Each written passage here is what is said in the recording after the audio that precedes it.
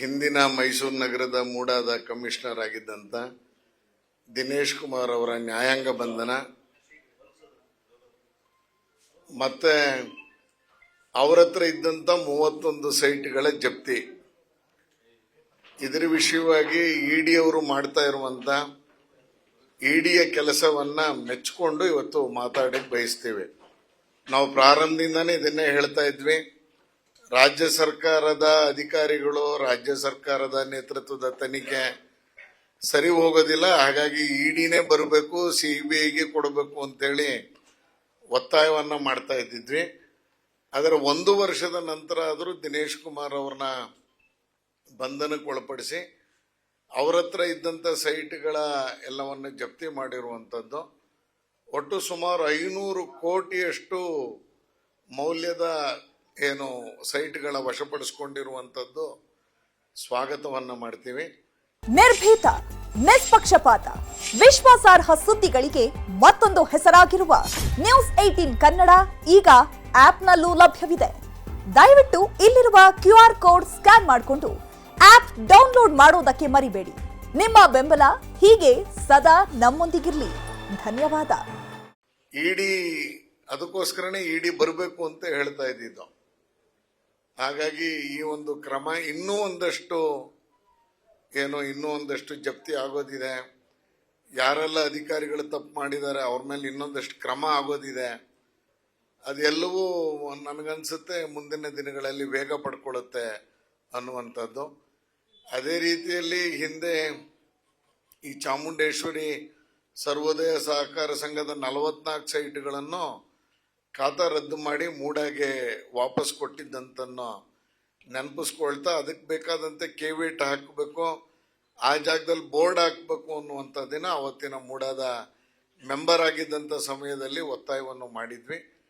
ಈಗ ನೂತನ MDA ಅಂತ ಆದ್ಮೇಲೆ ಕಮಿಷನರ್ ಮತ್ತೆ ಜಿಲ್ಲಾಧಿಕಾರಿಗಳು ಈಗಲಾದರೂ ಆ 44 ಸೈಟ್ಗೆ ಸಂಬಂಧಪಟ್ಟಂಗೆ ಬೋರ್ಡ್ಗಳನ್ನ ಹಾಕಿ ಸಾರ್ವಜನಿಕರು ಮೋಸ ಹೋಗದೆ ಇರುವಂತ ರೀತಿಯಲ್ಲಿ ಮಾಡಬೇಕು ಅಂತ ಮನವಿಯನ್ನ ತಮ್ಮ ಮುಖಾಂತರ ಮಾಡ್ಕೋತಾ ಇದ್ದೀನಿ.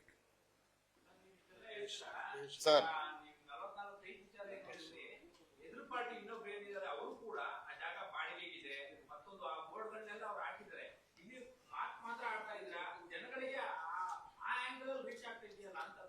ಅದನ್ನೇ ಏನಂದ್ರೆ ಇದನ್ನ ಮಾಡಬೇಕಾಗಿದ್ದು ಅಧಿಕಾರಿಗಳು. ನಾವು ಆ ಒಂದು 44 ಸೈಟಿನ ಹಿಂಪಡ್ಕೊಂಡಂತ ಸಂದರ್ಭದಲ್ಲಿ ಖಾತಾ ರದ್ದು ಮಾಡಿದ್ದು, ಆ ಸೈಟ್ಗಳನ್ನ ಮೂಡ ವಶಕ್ಕೆ ಬಂದಾಗೋಗಿದೆ.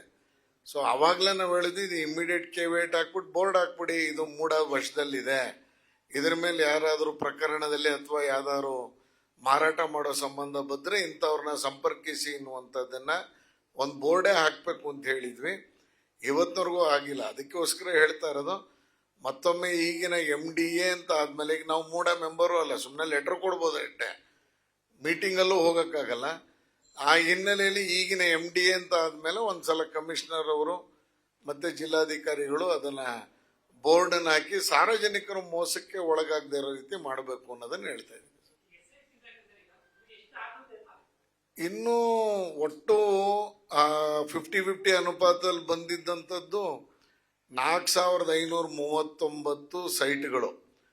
ಅದರಲ್ಲಿ 14 ಮುಖ್ಯಮಂತ್ರಿಗಳು ಮನೆ ವಾಪಸ್ ಮಾಡಿರೋದನ್ನ ಬಿಟ್ರೆ ಇನ್ನು 4525 ಸೈಟ್ಗಳ ಬಗ್ಗೆ ನಡೀತಾ ಇದೆ. ಈಗ ಅದ್ರ ಹಿಂದೆ ನಟೇಶ್ ಅವ್ರದ್ದು ಇನ್ನೂ ಇದೆ, ಅದ್ರ ಬಗ್ಗೆ ತನಿಖೆ ಆಗ್ಬೇಕು. ಇನ್ನೂ ಒಂದಷ್ಟು ಜನ ಅಧಿಕಾರಿಗಳ ಮೇಲೆ ಆಗ್ಬೇಕು. ಪ್ರಾರಂಭಿಕ ಹಂತದಲ್ಲಿ ದಿನೇಶ್ ಕುಮಾರ್ ಹೆಚ್ಚು ಮಾಡಿದ್ರ ಕಾರಣಕ್ಕೆ ಈಗ ಒಳಗಾಗಿದ್ದಾರೆ, ಬಂಧನಕ್ಕೆ ಒಳಗಾಗಿದ್ದಾರೆ. ಮುಂದಿನ ದಿವಸದಲ್ಲೂ ಇದೆ. ನಾವು ಯಾವಾಗ ಒತ್ತಾಯ ಮಾಡ್ತಾ ಇದ್ವಿ ನಟೇಶ್ ಮತ್ತೆ ನಟೇಶ್ ಮೇಲೂ ಬರುವಂತದ್ದಿದೆ. ಇನ್ ಮುಂದಕ್ಕೆ ಈ ತರದ ಮೈಸೂರು ನಗರದ ಮೂಡಾದ ಪೂರ್ಣ ತನಿಖೆ ಆಗತ್ತೆ ಅಂತ ಅನ್ಕೊಂಡಿದ್ದೀನಿ ಪ್ರಾಧಿಕಾರದ.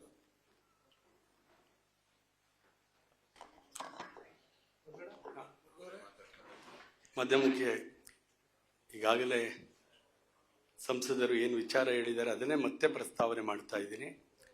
ಇಡೀ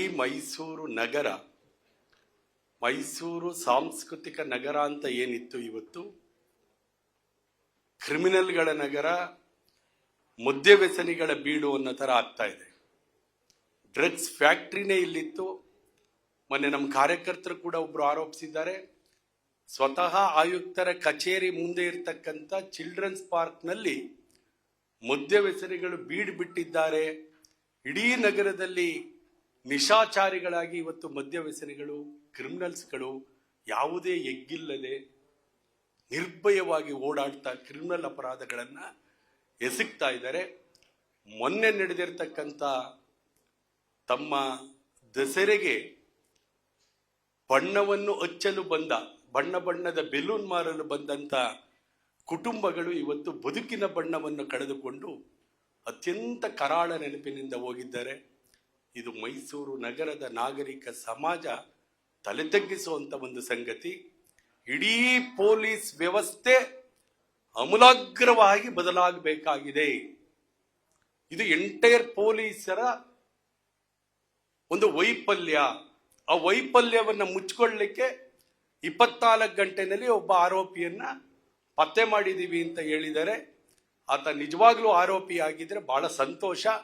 ಆದರೆ ಅವರು ಬಿಟ್ಟಂತ ಬಿಟ್ಟಂತ ಏನೊಂದು ಫೋಟೋಸ್ಗಳು ವಿಡಿಯೋಗಳಿತ್ತು, ಅದು ಘಟನಾ ಸ್ಥಳದಲ್ಲಿ ಇದ್ದಂತೆ ಇಲ್ಲ. ಮತ್ತೆ ಅಂತ ಒಂದು ಕ್ರಿಮಿನಲ್ನ ಅರೆಸ್ಟ್ ಮಾಡಿದ ತಕ್ಷಣ ಅವನು ಬಚಾವಾಗೋ ರೀತಿಯಲ್ಲಿ ಹೋದ, ಅವನಿಗೆ ನಾವು ಗುಂಡು ಹೊಡೆದ್ಬಿಟ್ಟು ಅನ್ನೋಂಥದ್ದು ಕೂಡ ನಂಬೋದಕ್ಕೆ ಅಷ್ಟು ಸಾಧ್ಯ ಆಗ್ತಾ ಇಲ್ಲ.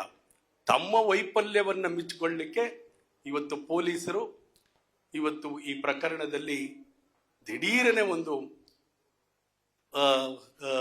ಆರೋಪಿಯನ್ನ ಬಂಧಿಸಿದ ರೀತಿಯಲ್ಲಿ ಕಾಣ್ತಾ ಇದೆ.